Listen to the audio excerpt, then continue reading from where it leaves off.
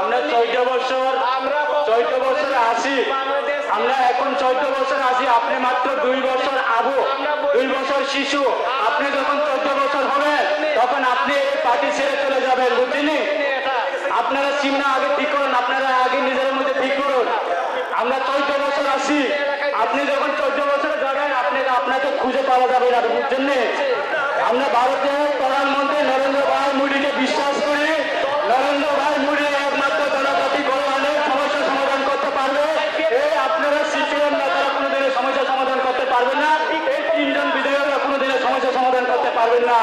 যতক্ষণ পর্যন্ত আপনি আমাদের সঙ্গে বেঞ্চে যতক্ষণ পর্যন্ত না আসবে ততক্ষণ পর্যন্ত আমাদের জনজাতির সমস্যার সমাধান হবে না, বুঝছেন?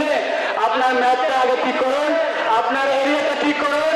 আপনি 14 বছর হবেন তখন আপনাকে খুঁজে পাওয়া যাবে না, বুঝছেন? আমরা আসি, বিজেপির সঙ্গে আসি, 2018-তে আমরা বিজেপির অ্যালায়েন্সে আছি। একমাত্র এই সিপিএম এর কারণে আমরা আলাদা রাজ্য দাবি করছি, বুঝছেন? একমাত্র এই সিপিএম এর কারণে।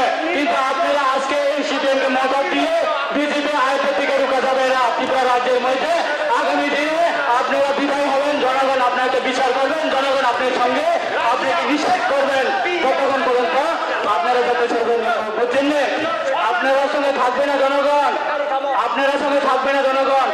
আপনি যখন 14 বছর হবেন আপনাকে খুঁজে পাওয়া যাবে না।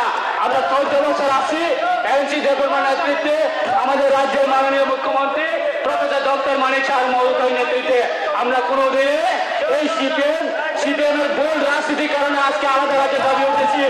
সিপিএম এর বোল্ড রাজনীতির কারণে আজকে কি বলে সিপিএম বলছে যে এডিসি গঠন করার সময় ওনারা নাকি এডিসি গঠন করেছে।